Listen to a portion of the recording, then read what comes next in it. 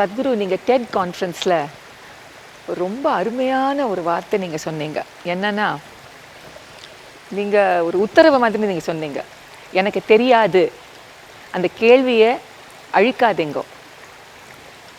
I don't know அப்படின்னு don't stop that asking that question. எனக்கு தெரியாதுன்னு அந்த கேள்வி, அந்த துடிப்பு இருந்தால் தான் இன்னும் நம்ம டெவலப் ஆகலாம். அது எனக்கு ரொம்ப பிடிச்சது சத்குரு. ஏன்னா இப்போ நமக்கு எல்லாருக்கும் நம்ம வி நோ எவ்ரிதிங், நமக்கு எல்லாம் தெரியும் அப்படின்னு இருக்கு. நமக்கு தெரியாதுன்னு வாயை தந்து கேட்கறதுக்கு கூட நம்ம தயங்குறோம்.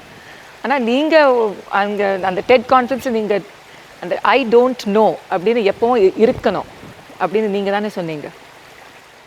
இல்லை, எனக்கு தெரியாதுன்னு உணர்ந்த தானே தெரிஞ்சுக்கணுன்ற ஆர்வம். அந்த ஆர்வம் வந்ததானே தேடுதல், தேடுதல் வந்ததானே தெரிஞ்சுக்கிறதுக்கு வாய்ப்பு. அந்த அடிப்படையே அழைக்கிற நோக்கத்தில் தான் தத்துவங்கள், கருத்துகள் போயிருக்கிறாங்க. ஆன்மீக வழியில் இருக்கிறோன்னா இது ஒரு வாதம் இல்லை, இது ஒரு தேடுதல். Once you are on the spiritual path, you refer to yourself as a seeker.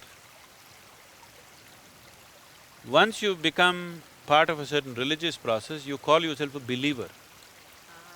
தெரியாதுன்றது மறந்துட்டேன்னு சொல்றீங்க. எப்போ தேடுதல் இல்லையோ புரிஞ்சுக்கிறதுக்கு எங்கே வாய்ப்பு? முடிவு தானே. முடிவு சௌரியமாக இருக்கலாம். இப்போதைக்கு 10 பேருக்கு நடுவில் 10 பேர் என்ன நம்புகிறாங்களோ அது நாம நம்பினா சமூகத்தில் நமக்கு சௌரியமாக இருக்கலாம். ஆனால் உண்மை தேடுதலில், புரிஞ்சுக்கிறதுல, வாழ்க்கை வளர்ச்சியில் இதுக்கு எந்த மதிப்பு கிடையாது. அதனால் எனக்கு தெரியாதுன்னு எந்த மனிதன் உணர்றானோ, ரொம்ப ஆழமாக உணர்றானோ, நீங்கள் கொஞ்சம் கவனித்து பார்த்தீங்கன்னா, இது இப்போ சயின்டிஃபிக் இது சொல்கிறாங்க என்னென்னா, அதே டெட் கான்ஃபரன்ஸில் என்னென்ன நம்ம கண்ணுக்கு தெரியுதுன்றது யாரோ ஒருத்தர் ஒரு ப்ரெசன்டேஷன் பண்ணாங்க, ஒரு சயின்டிஸ்ட். என்ன சொன்னாங்கன்னா, 99.999% ஆஃப் த ஃபிசிக்கல் வேர்ல்டு, ஆன்மீகம் இல்லை, இந்த பொருள் தன்மையே, பொருள் பரிமாணமே ஒரு 0.001% கூட உங்கள் கண்ணுக்கு தெரியல. பொருள் உலகம், பொருள் பரிமாணம், வேற ஏதோ இன்னொரு பரிமாணம் இல்லை. என்ன தெரியுதுதான்? உங்கள் பிழைப்புக்கு என்ன தேவையோ அவ்வளோதான் தெரியுது உங்களுக்கு, வேற ஒன்றும் புரியல. இந்த மாதிரி பார்வை வச்சு எனக்கு எல்லாமே தெரியும்னு நினச்சா இது முட்டாள்தனம் இல்லை, இது பைத்தியம். அந்த பைத்தியம் பரப்புகிறோம் சமூகத்தில். நாம்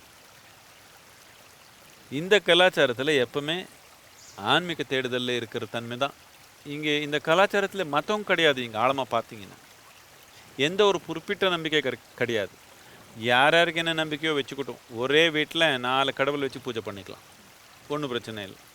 இவர் மாடு பூஜை பண்ணிக்கிறாங்க, அவர் குரங்கு பண்ணிக்கிறாங்க, இவர் ஆண் பண்ணிக்கிறாங்க, இவர் பெண்ணு பண்ணிக்கிறாங்க, எந்த பிரச்சனையும் இல்லை. நமக்கு எது பிரியமோ அது பண்ணிக்கலாம். நாம் என்னத்துக்குன்னா இது தேடுதலில் இருக்கிற நிலை, இது முடிவெடுத்த நிலை இல்லை.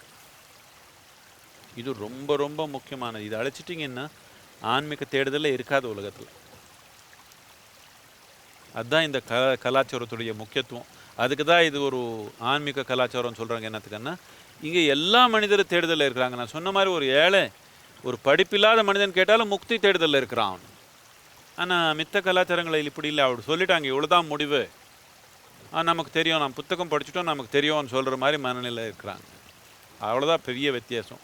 அதனால தான் இந்த ஆன்மீக கலாச்சாரம் சொல்கிறது என்னத்துக்குன்னா இங்கே இருக்கிறவங்க எல்லாமே எல்லாம் உண்மை புரிஞ்சிடுச்சா? அப்படி இல்லை, தேடுதலில் இருக்கிறாங்க. அது ஆன்மீகம்.